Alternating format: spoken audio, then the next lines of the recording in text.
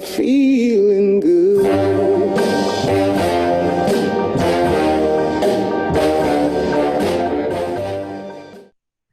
Good evening, all.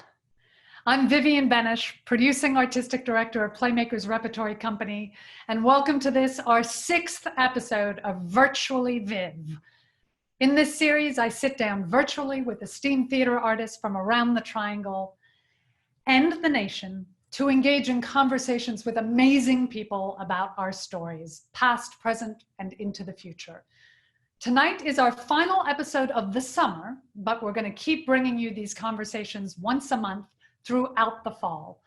A few housekeeping notes before we get started. The first and probably most important is that I am having internet issues.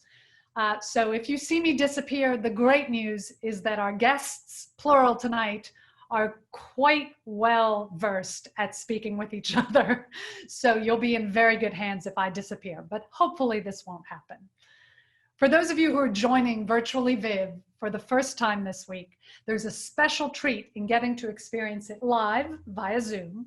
Although you won't be able to speak directly to us, the chat button at the bottom of your screen is a great tool. Write in any questions you might have. You can do this at any point during our conversation. Won't interrupt us. Rosalie Preston, our fabulous Associate Director of Marketing, will be keeping an eye on the chat and passing along some of your questions. We've also added the option to watch via Facebook. Unfortunately, only Zoom participants have the ability to ask questions at the Q&A, so Facebookers, make sure to register and join us on Zoom for the next Virtually Viv. And now, on with the show. When we first started planning Virtually Viv, I knew we needed to bring this local power couple on. I'm going to try to make this part as brief as I can so we can get to the conversation. He is a father, husband, playwright, poet, essayist, and arts educator. His work can be found in his 2 books of poems, Across the Blue Chasm and Raising the Sky, as well as Home is Where, an anthology of African-American poems from the Carolinas, and his work has been seen in the Paris Review. His plays include Freight, The 5 Incarnations of Abel Green, Calypso and the Midnight Marauders, Orange Light, which was developed here at UNC, and No Fear and Blues Long Gone, Nina Simone, which was originally commissioned by UNC's Stone Center, then produced here at Playmakers to sold-out houses last season and has been seen across the state with support from the North Carolina Arts Council. He is the creator of the first African-American superhero radio serial, which I want to hear a lot about, a recipient of the North Carolina Playwriting Fellowship, a 2-time winner of the NCCU New Play Project, and the current Pillar Professor of the Practice for the Writing for the Stage and Screen program here at UNC Chapel Hill. Whew, she is a mother, wife, poet, novelist, and an associate professor with a joint appointment in the Department of Communications and Curriculum in Global Studies here at UNC, which is also her alma mater. She received her PhD in Performance Studies from Northwestern University. Since 2003, she has maintained an ongoing collaboration with Creative Currents, Arts and Culture and Collaboration, an internationally focused arts organization committed to enhancing public engagement with the arts and cultures of Africa and the Black diaspora. She is the recipient of 2017's American Society of Theater Research Errol Hill Award in recognition for outstanding scholarship in African American theater, drama, and performance studies. She is also a children's book author and has received a Durham Arts Council Ella Pratt Emerging Artist Fellowship. And together, they are a radically cool, accomplished, and big-hearted power couple. Please help me in welcoming Howard and Renee Alexander Craft.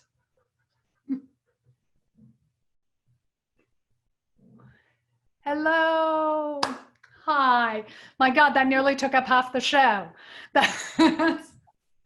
That is amazing. It's so, so good to have you both on here. I really have, like, you were some of the very first people when we thought of the idea of doing this show and wanting to talk to the amazing artists and educators that I've had the chance to work with in my close to 5 years here. You both really stand out. So it's great because I haven't had a lot of time to actually talk with either of you just in a conversive setting like this. So let's just start with, how are you? What is remote life like for you? And you look like you're in two different rooms, but they are in the same household. Am I right? Yeah, we in the same crib. We're both in our offices, so that we can kind of focus and manage the small child and the dog while we have conversations with you. Well, thank you so much for having us. This is going to be a lot of fun. Oh my God, it's total pleasure. So, okay, just for easy question start, I love both of the rooms that you're in. I just want to hear about what's around you. What's the artwork, Howard? This is some commission work from a very talented African-American artist, Renée Craft. He's a genius. He's 9, and he's really happy right now because he can watch Teen Titans go uninterrupted.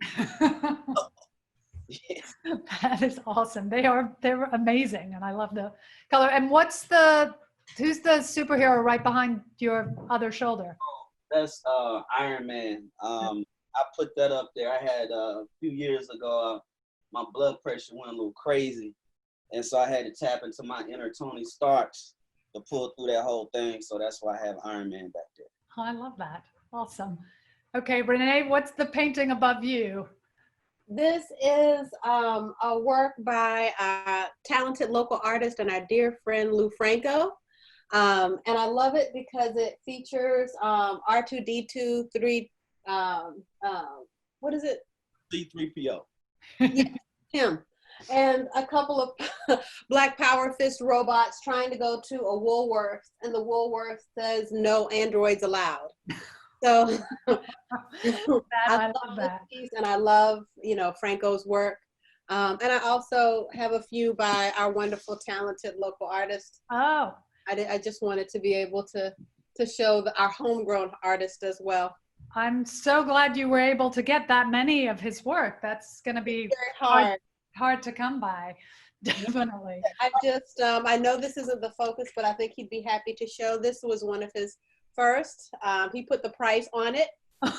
So, I'm sure it will be worth that at some point in time. That is fantastic.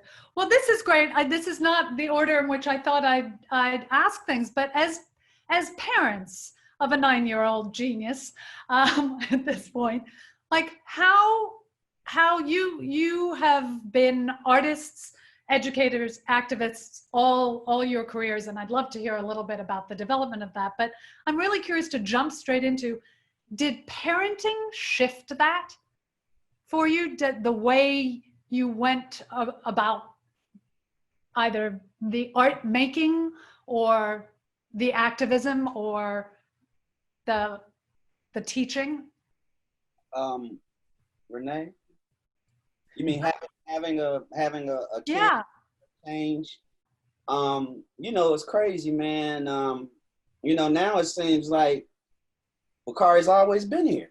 I can't, and he's only 9, but I can't really remember much pre-Bakari stuff right now.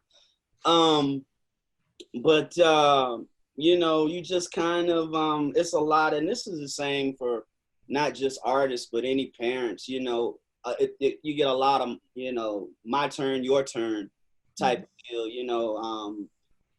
you do something, Renee will take Bakari on a bike ride, so I can finish something, or, we'll go in the backyard and, and I'll do something with them while, so Renee can do what she needs to do. And then we try to find time where we can all be together as one.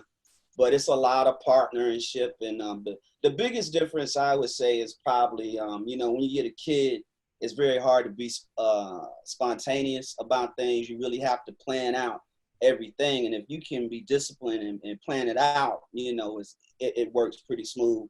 But it's kind of hard to just, you know, be spontaneous. And I guess that for me, that's the biggest difference. But I was never really spontaneous. So, but Renee is a spontaneous person. So, so I'll let her speak to that if she wants to. Yeah, I think that for me, it has been, I had to let myself be comfortable with is that certain goals of mine I would be able to achieve, but they would take longer. Because there's a kind of parent I want to be. He's only little once, and I like being able to be present with him and to be focused on him at times, you know, to give him the space that he deserves. At the same time, I think we both have made a conscious decision. We involve him in almost everything we do. So he's Zoom bombed almost every class by putting his face in and and had things to say about that. Or at least, you know, poked his head in. When it is safe to do so, we take him to marches and rallies with us. There are certain marches and rallies that we would go to as a couple that we will not go to as a family now with him. We think a lot about what it would mean to lose one of us, or what it would mean for him to witness certain things. And so that has added a kind of care. I like that he knows us both as artists and scholars. He thinks of himself and the impact of his own imagination and creativity, and he knows that that can have meaning in the world. And I think the community we live in and the richness of, you know, the richness of this artistic community in Durham and activism in the Triangle, you know, in general, helps facilitate that. As a wife, a mother, and a daughter sandwiched between, and you know, at one time older parents and now an older parent as well as a child, I've just had to make peace with a different sense of pace. And we talk to him about who we are as people, just as we make space to witness his individuality and his creativity and his wants, his needs, how he's imagining himself. We make no bones about the fact that, yes, we belong to him. Yes, we're his parents, but that's one part of who we are. And so we talk to him about the other parts of who we are, just as we make space for him to talk to us about, you know, his development and who he is. Wow. Well, that's sort of, I was going to ask exactly a question, given everything that is going on right now, between the marches that you're taking Tim to and the pandemic and that sort of a 9-year-old's understanding of these giant shifts that are happening and this sort of, you know, earthquake in our cultural existence right now, where, you know, what's he curious about? And how do you respond? And I do want to tie that in for each of you to how do you respond to him? And then how do you respond as those other parts of you, the part that is artist, the part that is educator? So that's a sort of a 3-pronged question. Like, what are those conversations with him, and how do you as individuals and your other identities sort of process what's going on right now? That's a small question. I would be happy if these conversations had started at 9.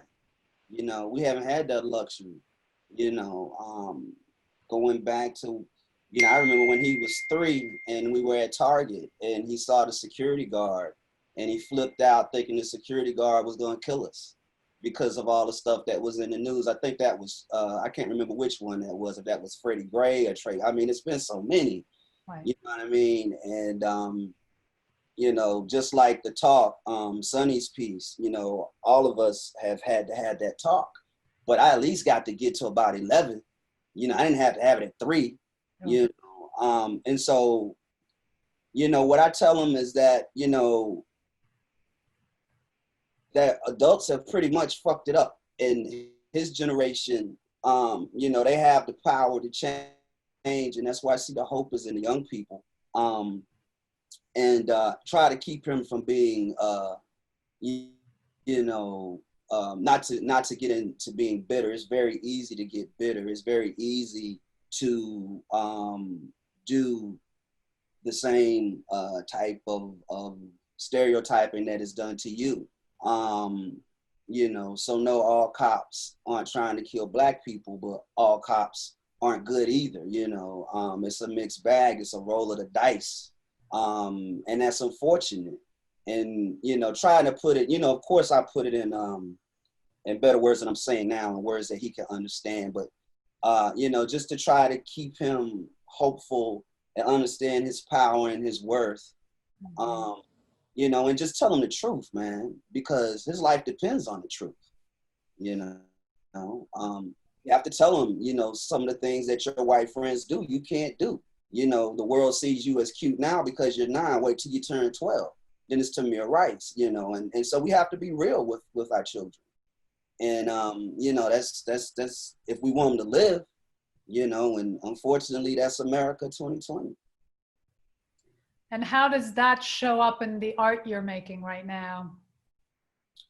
For me personally, if,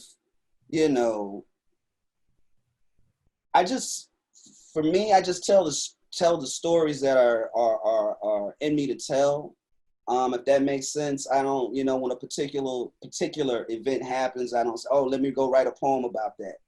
I just, because I live in this skin, it's not, out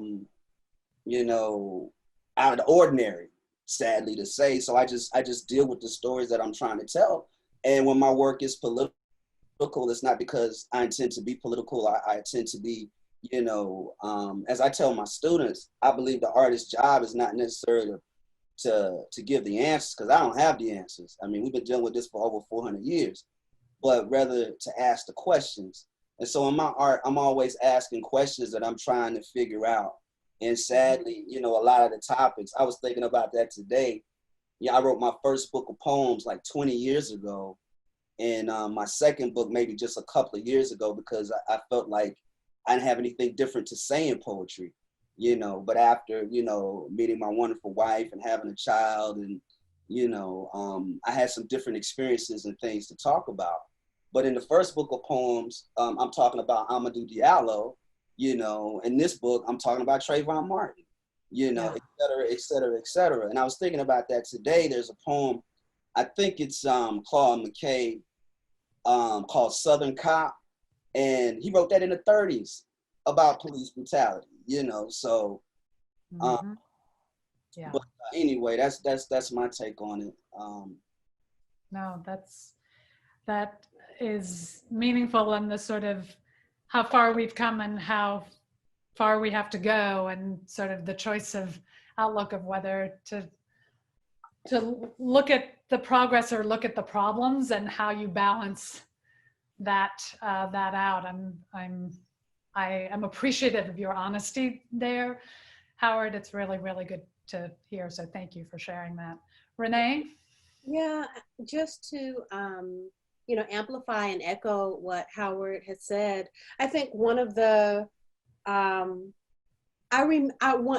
have two distinct memories about how early we needed to talk to Bakari about things related to race. One was because he wanted to play with water guns at a friend's house, and we don't allow that. There are people who are living in very safe spaces who keep very close eyes on the children when they're playing. And because we want him to be able to fit in and playing in those situations, we will allow him at their houses under their supervision, understanding it's not something he can do all the time to do it. It's not something we allow him to do here, even though we love our neighborhood. And it's not something we often allow him to do with his white friends, because we know if something happens, his body is killable, and that is unacceptable. And so to have to translate that to a kindergartner and to a first grader, why he can't play with things that represent guns. And so early on, even in swimming pools, I would call it, he could have things that blasted water, but they couldn't look like representations of guns. And we were really clear about that. Also, you know, watching him as a child, and a child as though he's a grown person now, he fools me into thinking he's 40, so I forget, but he's 9.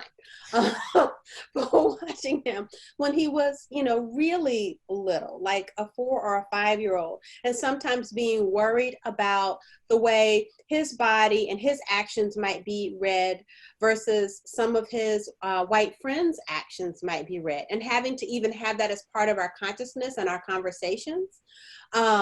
We are people, we talk a lot. I mean, we met each other talking a lot. So we have a child that we talk to a lot, and we have helped train to express his thoughts and his feelings, his fears, his concerns, his critiques.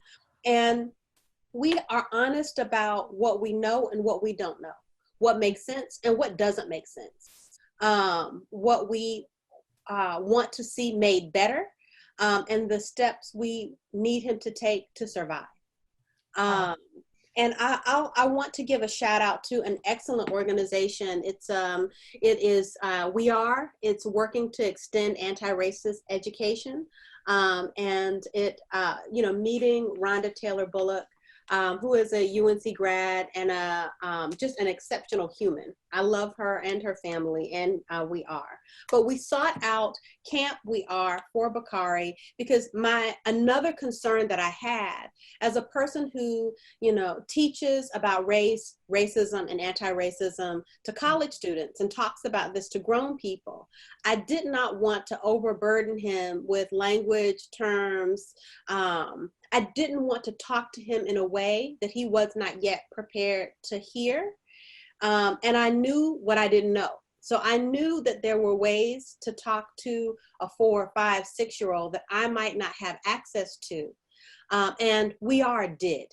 So he went to the camp the first time. Howard, was he in first or second grade? He was in first or second grade. I can't remember which one. But I want to share this little anecdote because it speaks to the power of We Are. But our son will tell you that he believes in some good eavesdropping.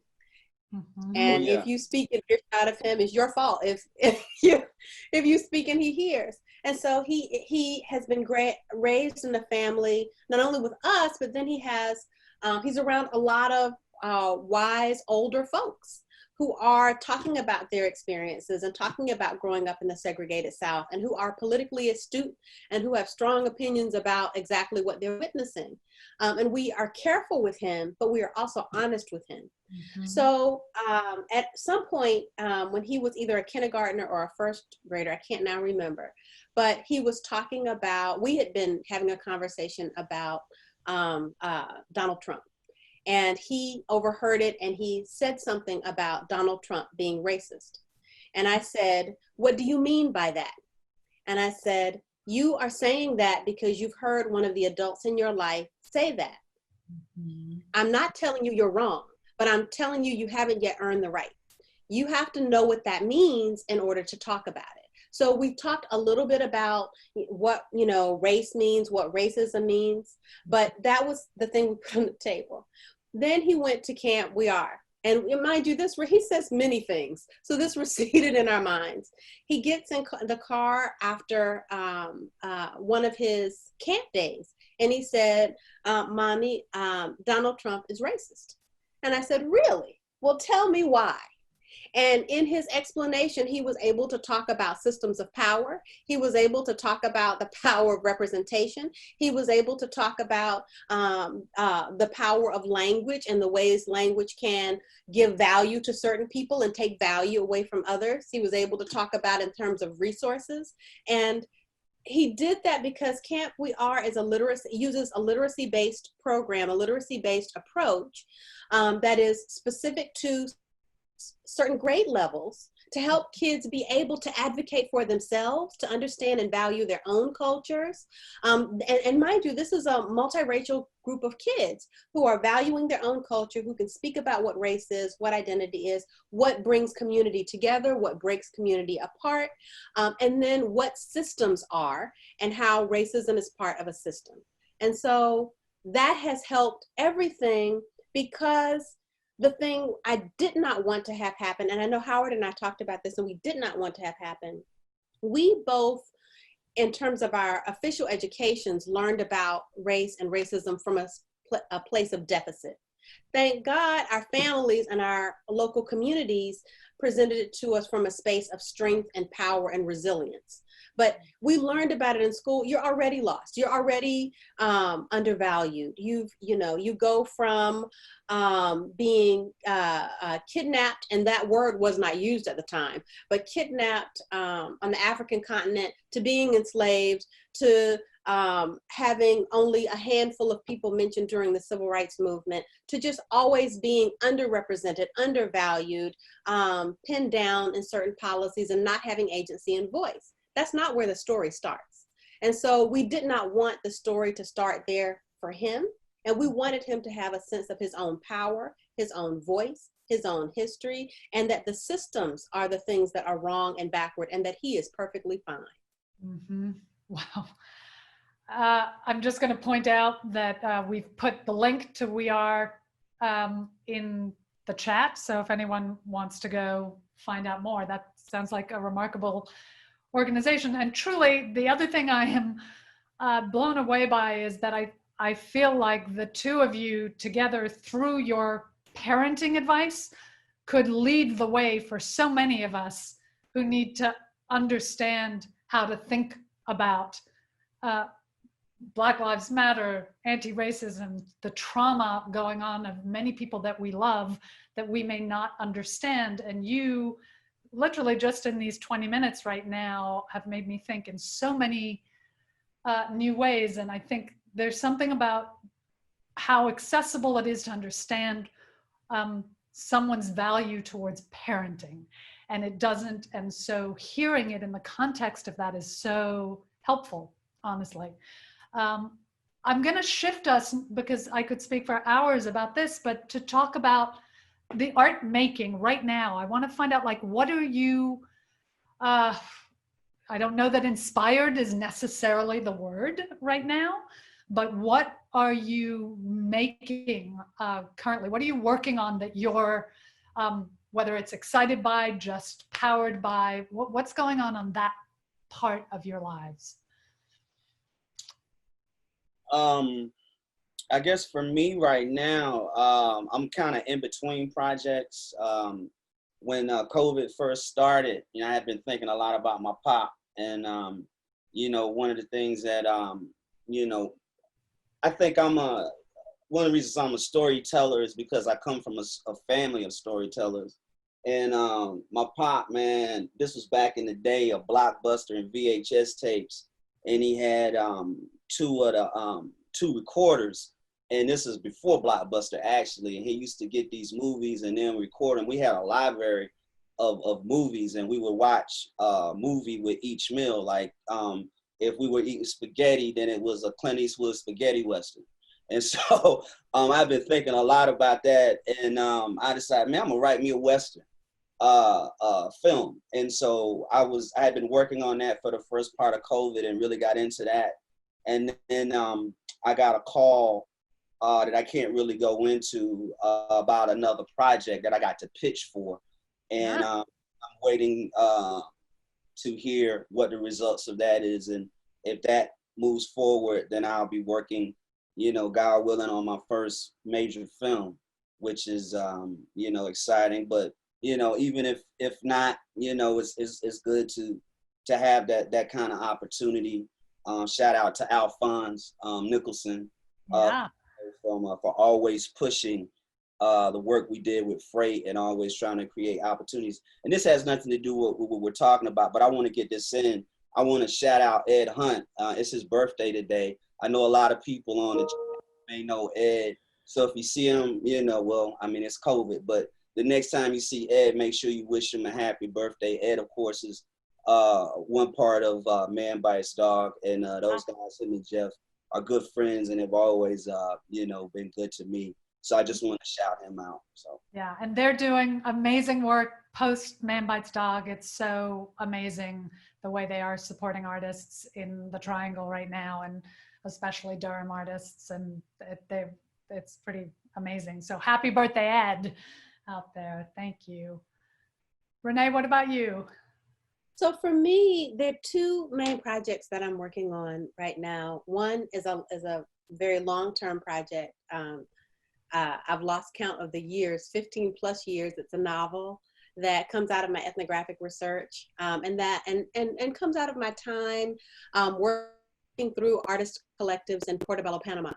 And it's a novel that lets us see a US-based Southern family and a family in the global South, both African descendant communities, get to witness each other and get to be, get to size up each other's traditions and see each other through their own unique Black cultural lenses. One is from a funeral home family in the South, and the other is from a family of carnival devils in Portobello, Panama.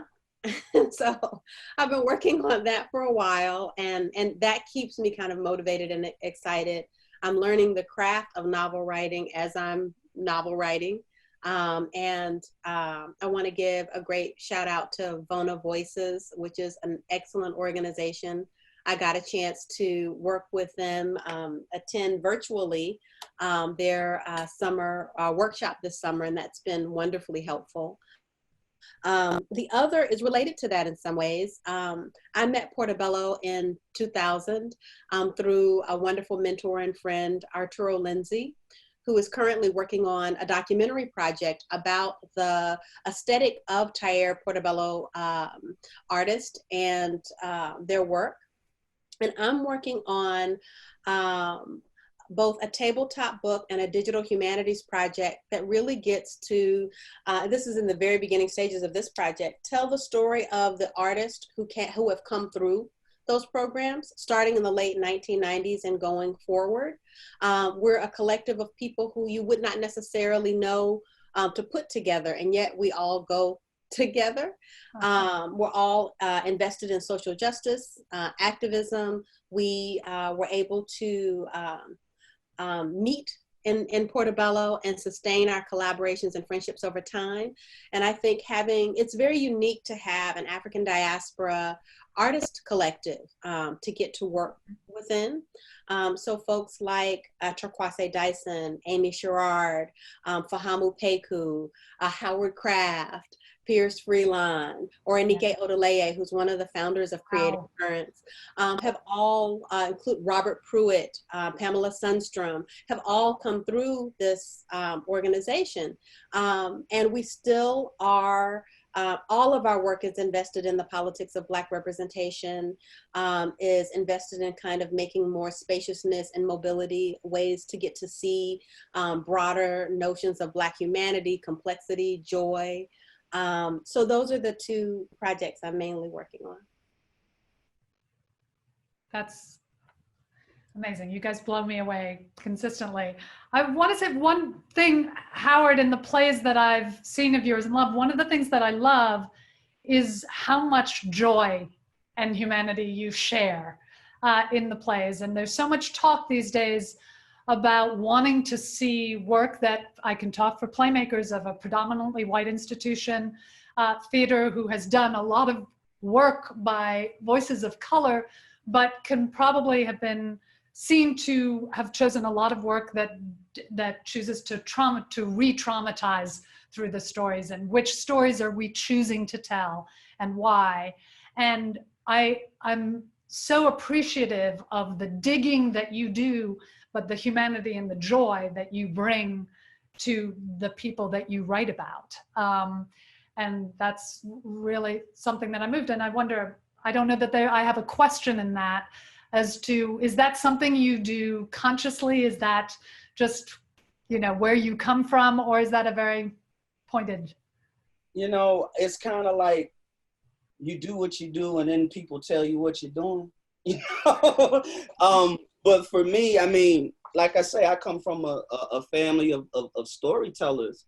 And when the stories are told to me about the struggle, you know, there's a joke in there. There's life. There's, you know, it's, you know, I think part of the issue is that, unfortunately, you know, much of America, we don't see Black people as people. We see them as the other.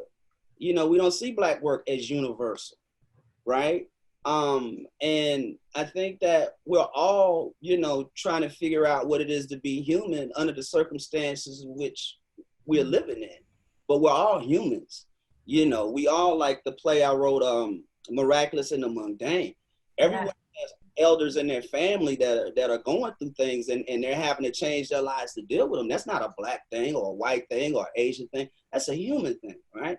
And so when I tell my stories, I'm just telling the stories of human beings. I'm not trying to, you know, fetishize Black suffering. I mean, I don't, you know, write a place of, let me make sure I don't fetishize Black suffering. I just write about my characters. These are the Black people I know. These are the lives they live. You know, there's pain, there's struggle, but there's joy, and there's humor, and there's happiness. And, you know, people ask me, you know, like, you know, who is your greatest inspiration as a writer? And like all writers, you ask them that, you know, that's a hard question to answer because it's a whole lot, you know. But I think one writer, who's actually a comedian, has had the most impact on how I try to approach my art is Richard Pryor, you know. Because Richard Pryor is funny as hell, but sometimes when you go back and you think about what he's saying, like, man, that's funny, but in a way, that's really not, you know? And so that's kind of how, you know, I just try to write the humanity, you know? Yeah, I'm very... If that makes sense. That's kind of abstract, but... Okay, I can't believe that we're already at the time we're at, so I have to ask the question that I ask every week, or not every week, but every virtually Viv, which is at the center of Playmakers' mission is the belief that theater can transform, that it has transformative power in it. And what right now for you does transformation mean? Wow. I'm gonna let Renee take that one. That's one of them PhD type joints right there. Do you have that argument a lot? I don't know. Oh, man. Well, only when he gets ready for me to go first with something.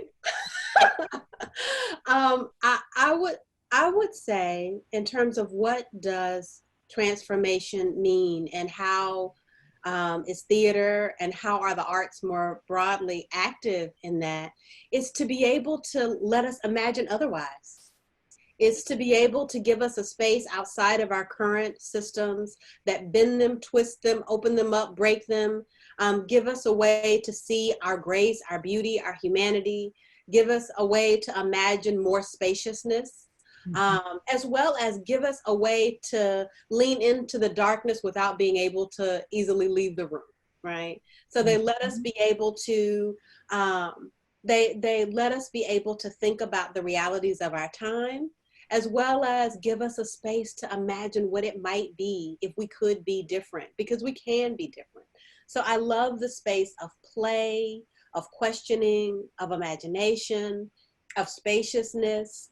I think that that all of our various crises right now can make us feel helpless and small, and the arts and theater in particular can remind us that we are big and we are powerful, and we can make our voices, even if we can't go into physical theater spaces right now, we can project all over the world through these mechanisms and be heard, and connect with our broader tribes of people who also want to live better and more spaciously. So that's the part of theater that I think and the arts in general that I appreciate most. They let us practice empathy. They let us practice hope. Yeah.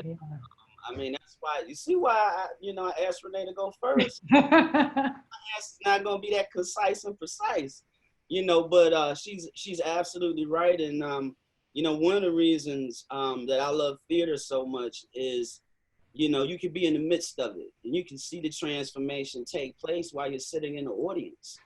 You can, what it does is it allows us to show a mirror to ourselves.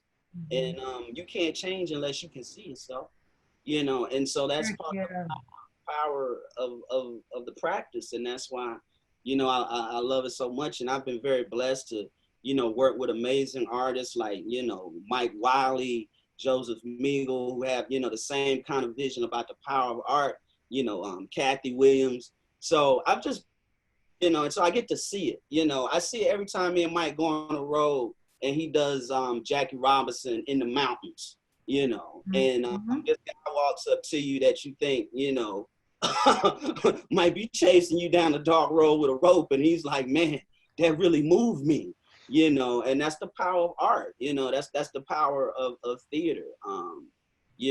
There's a reason why, Jesus spoke in parables, and all the great philosophers and teachers, what have you, why story is so important and so powerful, because story changes shit. And that's why I'm so, feel so blessed to be a storyteller. And Go ahead, Renee. I was going to say, the only thing I would, I love to get to jump back in terms of all of its power, is the invitation to be vulnerable together. That, we're able to rehearse and practice and not know exactly how to do, and tap into, deep wells inside of us and try again in safe spaces for stories that might not be exactly ours. And if we can do that, and if we can do the very things that Howard mentioned, and expand and grow and say, that moved me, then that means we leave and we might get to experience ourselves as different people, expand our experience of humanity, and give more grace outside. So, wow. I'm literally going to send the recording of this interview to everyone I know and every student that I know, because it's incredibly inspiring. Not just student, all of us can use it. I also think it's an amazing credit to you. The people that are like family to you are watching tonight.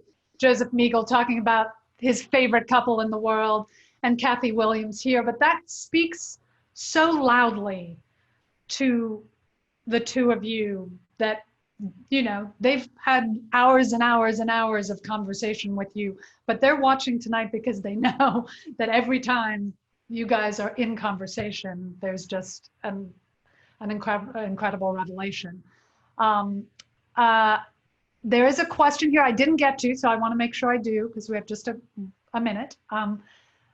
Jody asked, what, if any, COVID recession impacts have you seen on availability of funding for projects that you're working on?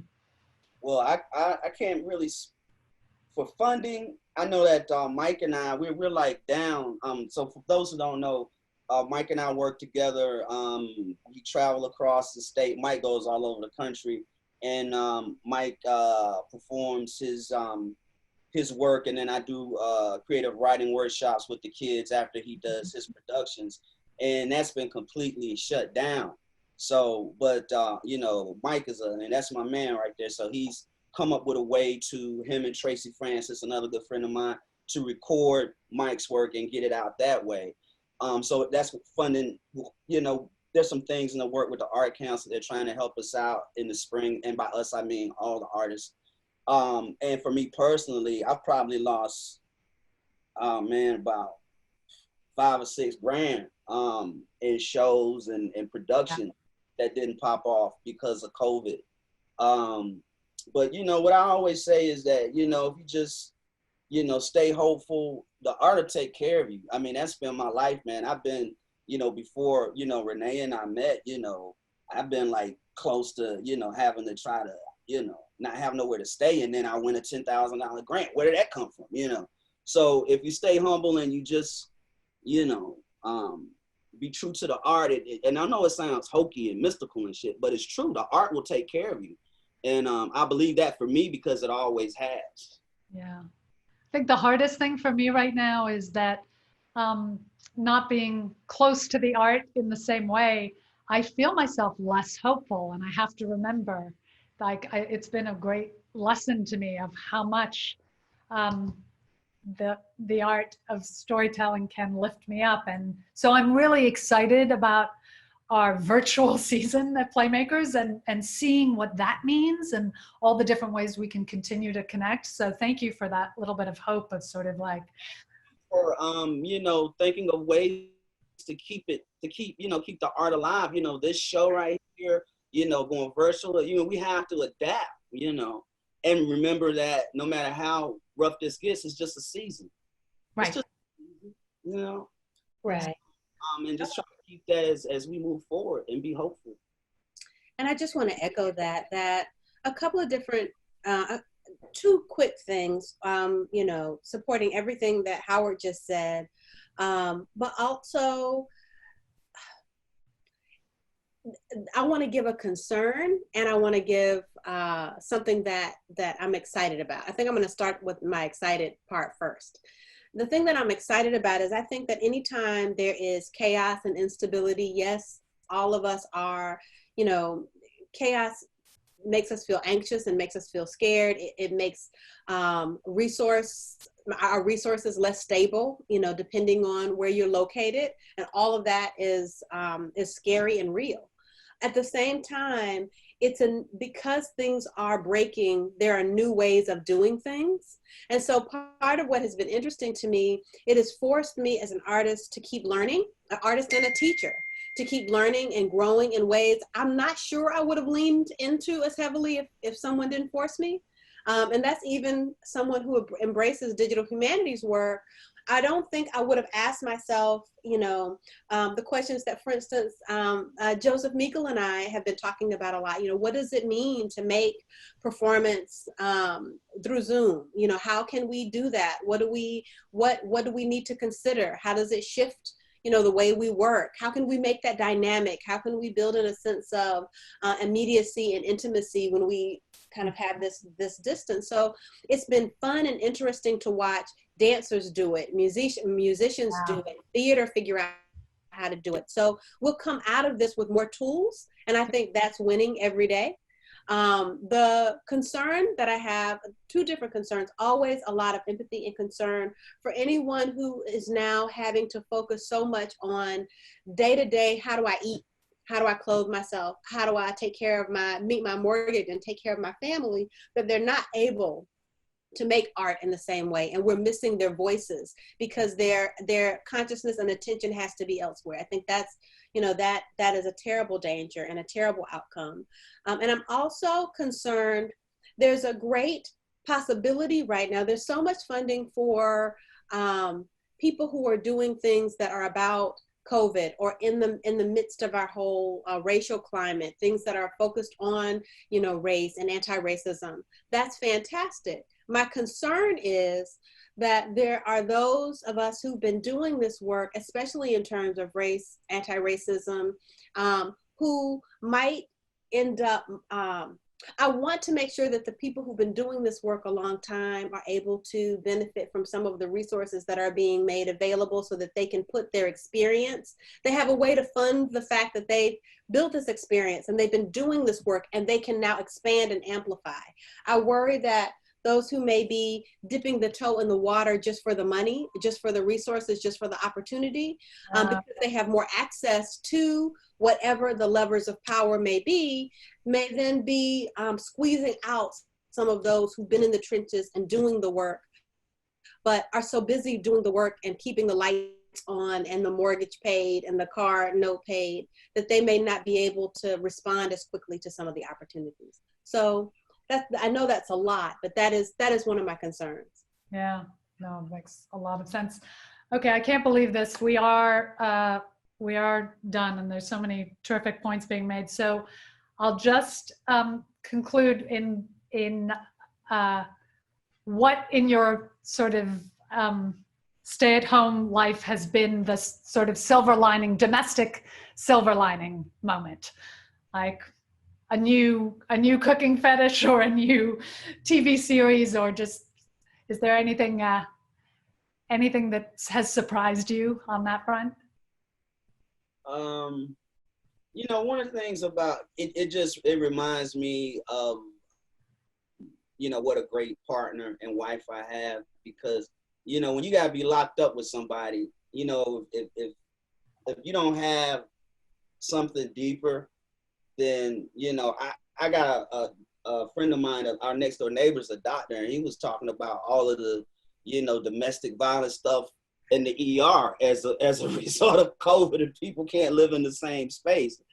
But it just, you know, reminds me of how blessed I am to have the family I have. And the other thing it's done is it reminds us of, I think, not just me, but that you really can't take anything for granted. You know, it really has allowed me to slow down, you know, and really take stock of what's really important and what's not, you know. And so with all this grief and sadness, it's definitely brought about a focus that, you know, when you're caught up in the day-to-day, the hustle, you sometimes forget about, you know, things that really matter. So that's what I would say. It's made me more appreciative of what I have. I echo that completely. I love these little humans that I get to be quarantined with. And I like that we all rush each other less. I'll often feel guilty as I was either taking my son on the path to school or driving him and being in the car line in the morning, and he's trying to tell me little nuggets of things that are important to him, but I'm thinking about time, and we're trying to get him there so that we can get to the next space. Likewise, in the afternoon, or early evening, we're all trying to regroup, regather. Is everybody fed? Is everybody ready for the next day? And we just had a pace that didn't always let us get to enjoy each other. So, you know, I enjoy Howard's company. I enjoy our son's company. They're witty and funny people to get to be around. You know, and so I like that. And again, our son, we only get this small time to be with him as he's this small. And so I think we get a better knowledge of who he is as a person, and we think he's pretty cool. And we're gardening and spending time, you know, in the home, like everyone is spending greater time. Mm-hmm. And the last little thing I'll say is, I think it's also made us tune into how much we appreciate making home. I think before we were like, okay, well, there's bills over in that corner and there's stuff to be folded in that corner, but we've got to do work. It's just work. We've got to do that. But we're here all the time, and we can't escape to another office that isn't cluttered. So we have to take care of home in a different kind of way, and then get to benefit from that. See the fruits of making it all better. So yeah. Wow. Okay. You have figured so many things out that I have not figured out. So literally I'm going to go, because I'm looking at the space in my dining room right now, which is the office. And it is such a disaster that I'm like, as we do that. But that's probably because I've never cooked, so I don't use the dining room as that. But I have started cooking. So we need to stop, but I cannot tell you truly what an honor it is to spend time. I feel very blessed to have gotten this time with the two of you, and I know that our viewers do as well. And I cannot thank you enough. And let's keep doing it. I really appreciate it. And so much love to your beautiful family of 3. May you continue to flourish and learn from each other all through this, and stay safe and well. Thank you so much. Thank you. And thank you for this great opportunity. This has been really lovely. Thank you, and much love back. Bye. And for those of you, oh God, I really do. I feel so blessed. The only thing I have left to say to our viewers tonight is that we are indeed coming out with our virtual season, All Too Human. I think a very appropriate name for it. And there are so many ways in which you can continue to support Playmakers so that we can continue to support amazing artists and our staff. And we ask, if you are able to support, to consider a donation of any size to us. But another great way to support us is to get a Playmakers Pass. And starting September 1st, those will be on sale, and those will give you access to all the virtual programming that's coming up in our official season that is filled with incredible work that you'll hear me talk a lot more about when you next tune in or go and check out our website. So have a wonderful weekend, everyone. And thank you for sharing. I feel like I feel everyone's energy here right now. And so Howard, Renee, again, thank you.